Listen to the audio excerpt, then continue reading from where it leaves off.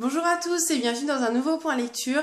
Donc pour ce point lecture, en fait mon appareil photo m'a lâché, du coup je suis obligée de filmer avec mon téléphone, ce qui explique un petit peu le changement de décor puisque j'ai dû faire quelques ajustements par rapport à comment poser le téléphone, ce qui était un petit peu moins pratique que l'appareil photo. J'espère que ça va quand même aller, j'espère que ce sera pas de trop mauvaise qualité et que vous entendrez assez bien ma voix.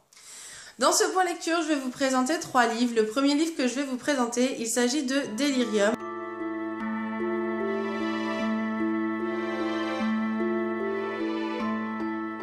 Donc Delirium, le tome 3 de Lorraine Oliver aux éditions Hachette dans la collection Black Moon. Donc ce tome 3, je l'ai lu à peu près quelques mois après le tome 2.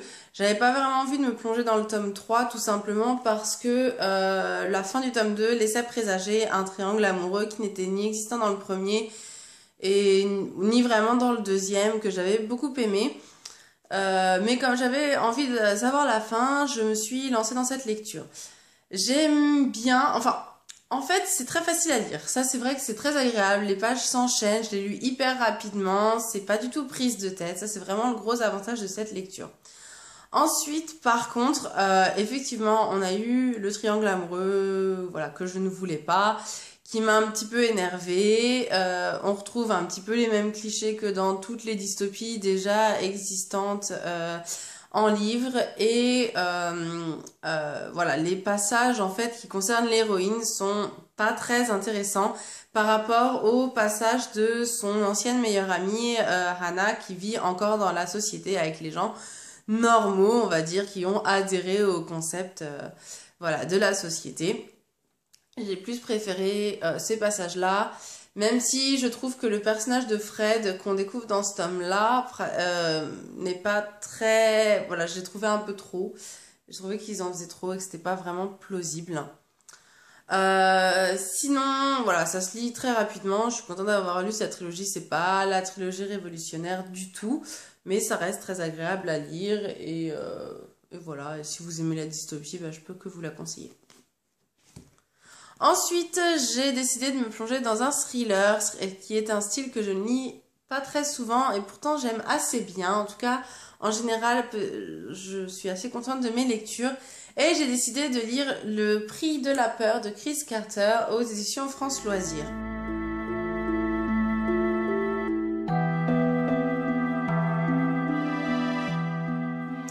Ce livre, c'est Caroline de la chaîne Caro Vert de Livre qui me l'avait envoyé. J'avais gagné un concours, je ne sais plus trop quand, il y a quelques mois.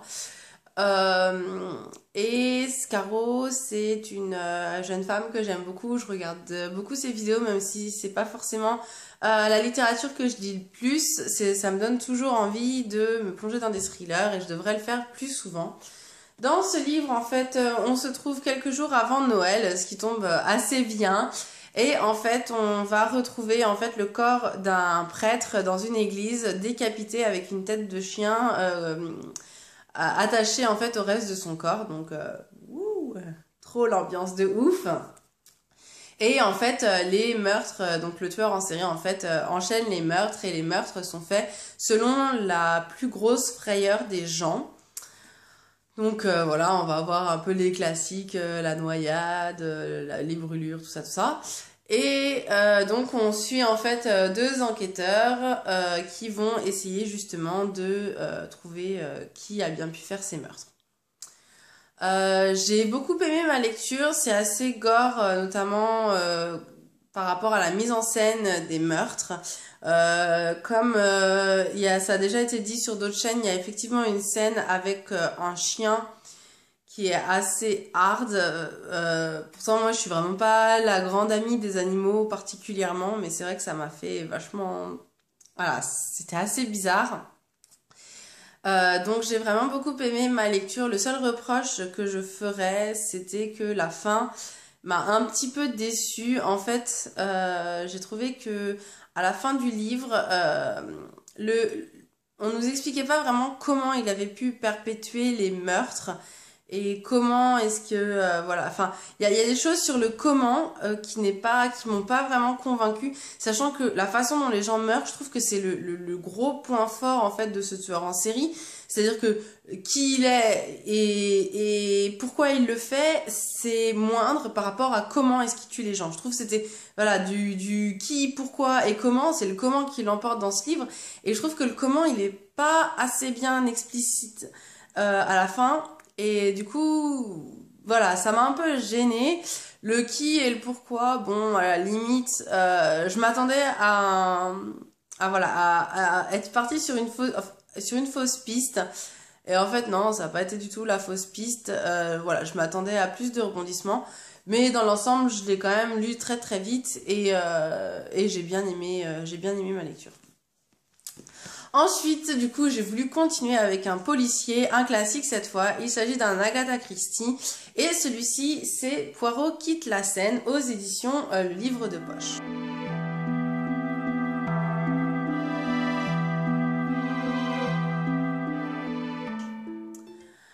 C'est donc un livre avec Hercule Poirot qui est bien sûr mon enquêteur préféré de tous les temps. Les Agatha Christie, c'est vraiment pour moi la référence des policiers vraiment du type que j'adore, à savoir voilà des huis clos, le truc où il n'y a pas beaucoup d'action mais où c'est que du psychologique et des déductions de ouf, etc. Dans celui-là, on se retrouve à Steele, en fait, qui est une grande maison dans laquelle on avait Hercule Poirot et Hastings s'étaient rencontrés et avaient déjà résolu un meurtre, donc dans la mystérieuse affaire de Steele, qui se passe au tout début dans la jeunesse d'Hercule Poirot quand il arrive en Angleterre. Celui-ci, ça se passe en fait à la fin de sa vie, c'est-à-dire qu'Hercule Poirot est devenu un vieillard, il ne peut plus marcher, il est sur une chaise roulante, etc. Et il se retrouve à Steele pour débusquer son dernier meurtrier. Et pour cela, il va demander l'aide de Hastings. Donc on retrouve Poirot et Hastings qui n'ont plus leur jeunesse d'antan à essayer de débusquer qui a bien pu perpétuer ces meurtres un petit peu étranges. J'ai bien aimé ce dernier tome. C'est pas mon préféré, mais il était mieux que certains. Je trouve que on ne voit pas assez Hercule Poirot. Même si on le voit plus que dans certains autres tomes. Moi j'aime bien quand c'est Hercule Poirot qui est au cœur du truc. Ensuite, la fin m'a vraiment surprise pour le coup. Je m'attendais pas du tout à ça. Bon, c'est pas la fin que j'aurais préférée, mais voilà, c'était bien trouvé. Au moins, je pouvais pas m'y attendre. Et voilà, c'est ce que j'aime avec Hercule Poirot, c'est qu'on s'attend jamais à qui est le coupable et pourquoi. Et voilà.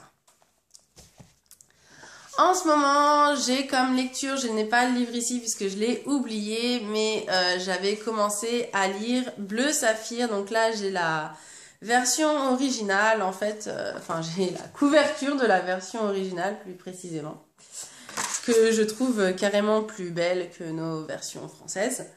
Que j'ai commencé, j'en étais à la moitié, je vais le reprendre courant janvier et j'espère l'avoir fini pour février. Entre-temps, bien sûr, je lis d'autres livres en français. J'en ai un en anglais aussi en cours, auquel j'ai un petit peu de mal. Et voilà, sinon en français, je vais piocher un livre parce que j'ai pas encore commencé un livre quelconque. Voilà, c'est tout pour cette vidéo. Comme d'habitude, n'hésitez pas à me dire ce que vous en avez pensé. J'espère vraiment que vous allez entendre ce que j'ai raconté et que voilà, que ce sera pas trop mauvais par rapport à d'habitude. J'espère aussi que je vais réussir à les monter. Et puis moi, je vous dis à bientôt. Ciao!